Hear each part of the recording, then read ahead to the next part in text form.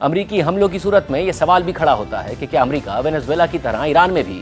کارروائی کر کے اپنے مقاصد حاصل کر سکتا ہے، اور جس طرح یہ بظاہر آسان لگتا ہے کیا حقیقت میں بھی یہ اتنا ہی آسان ہوگا؟ اس حوالے سے BBC نے اپنی رپورٹ میں لکھا ہے کہ صدر ٹرمپ کے لیے فیصلہ لینے کا وقت آ پہنچا ہے۔ 10 دن پہلے انہوں نے کہا تھا کہ اگر ایرانی حکومت نے حکومت مخالف مظاہرین پر تشدد کیا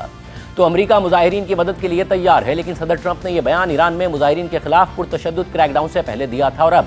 جبکہ یہ واضح ہو رہا ہے کہ کس طرح سے حکومت مخالف مظاہروں کو کچلا جا رہا ہے، دنیا اس انتظار میں ہے کہ ٹرمپ کا جواب کیا ہوگا۔ وائٹ ہاؤس کی ترجمان کیرولائن لیوٹ کا کہنا ہے کہ صدر ٹرمپ کے سوا کوئی نہیں جانتا کہ وہ کیا کرنے والے ہیں۔ دنیا صرف انتظار کر سکتی ہے اور اندازہ لگا سکتی ہے، لیکن یہ انتظار کب تک ہوگا؟ اتوار کو ایئر فورس ون پر صحافیوں سے بات کرتے ہوئے صدر ٹرمپ نے کہا تھا کہ وہ چند مضبوط آپشنز کو دیکھ رہے ہیں۔ رپورٹ میں مزید لکھا ہے کہ وینزویلا میں کامیابی کے بعد عسکری طاقت کا ایک بار پھر سے استعمال یقیناً ٹرمپ کے ذہن میں ہوگا۔ گزشتہ سال موسم گرما میں یہ واضح ہو چکا تھا کہ امریکہ ایران پر فاصلے سے بھی حملہ کر سکتا ہے، جب امریکہ کے B-2 بمبار طیاروں نے امریکہ سے تقریباً 30 گھنٹوں کے فضائی سفر کے بعد ایران کی اہم جوہری تنصیبات کو نشانہ بنایا تھا۔ اب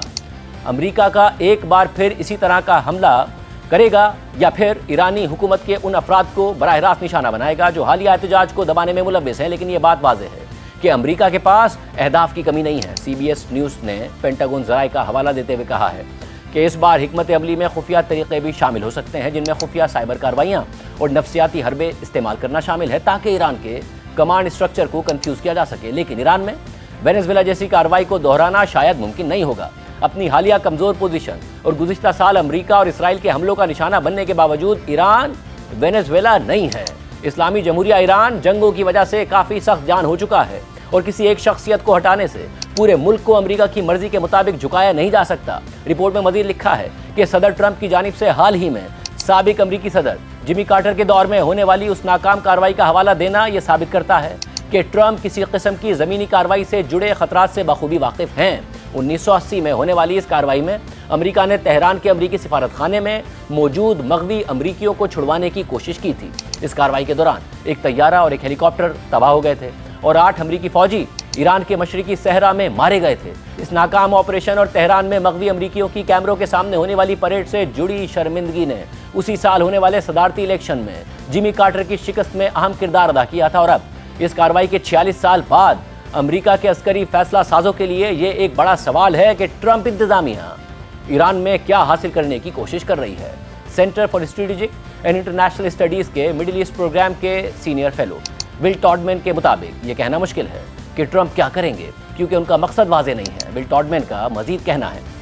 کہ ٹرمپ شاید ایرانی حکومت کو گرانے کے بجائے اس کے رویے پر اثر انداز ہونے کی کوشش کریں گے، لیکن ایرانی حکومت کا تختہ الٹنے سے اتنے زیادہ خطرات جڑے ہیں کہ شاید یہ ٹرمپ کا بنیادی مقصد ہی نہ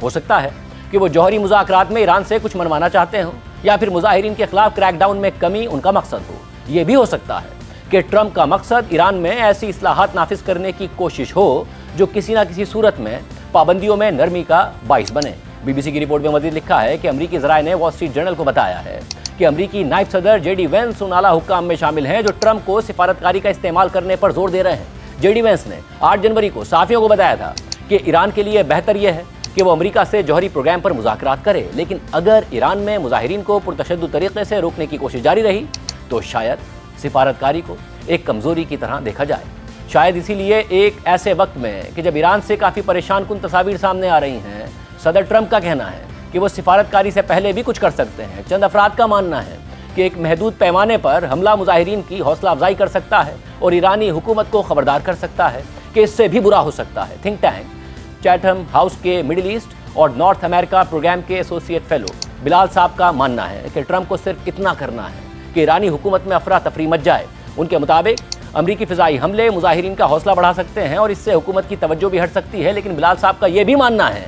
کہ عسکری کارروائی سے الٹا نقصان بھی ہو سکتا ہے۔ ان کے مطابق عسکری کارروائی ایرانی حکومت اور اس کے حامیوں کا عزم مزید پختہ کر سکتی ہے، اور ایران میں اب بھی حکومت کی حمایت کافی بڑے پیمانے پر موجود ہے۔ BBC کی رپورٹ میں مزید لکھا ہے کہ یقینی طور پر امریکی صدر ٹرمپ کو کافی سوچ سمجھ کر فیصلہ لینا ہوگا، کیونکہ ایران بھی یہ دھمکی دے چکا ہے کہ کسی قسم کی عسکری کارروائی کی صورت میں جواب دیا جائے گا، اور ایران کے پاس اب بھی بڑی تعداد میں بیلسٹک میزائل موجود ہیں۔ پورے مشرق وسطیٰ میں ایران کے اتحادی اور پراکسی گروپس یا تو ختم ہو چکے ہیں یا پھر کمزور ہو چکے ہیں، جیسے کہ شام کے سابق صدر بشار الاسد کی حکومت کا خاتمہ ہو گیا، جیسے کہ لبنان میں حزب اللہ کے ساتھ ہوا ہے، لیکن ایران کا ایکسس آف ریزسٹنس ابھی بھی مکمل طور پر ختم نہیں ہوا ہے۔ یمن میں حوثی اور عراق میں شیعہ ملیشیائیں اب بھی کارروائی کی صلاحیت رکھتی ہیں۔ صدر ٹرمپ سے